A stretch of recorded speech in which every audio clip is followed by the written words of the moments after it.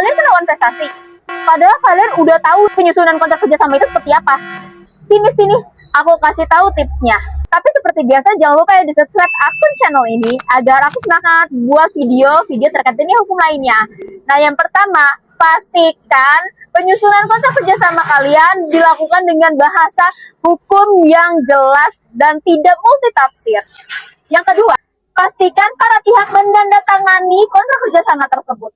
Yang ketiga, simpan dokumen asli secara fisik maupun digital ya. Dan yang keempat, jika diperlukan, kalian bisa menggunakan ahli hukum untuk meneliti kontrak kerjasama tersebut. Nah, kesimpulannya adalah kerjasama itu bukan soal tentang kepercayaan saja guys, tetapi ini soal kejelasan dan perlindungan hukum para pihak. Kontrak adalah fondasi atas hubungan kerjasama bisnis agar bisa berjalan dengan lancar dan profesional. Jangan lupa dipastikan ya bahwa kontrak kerjasama kalian dilakukan secara legal. Dadah!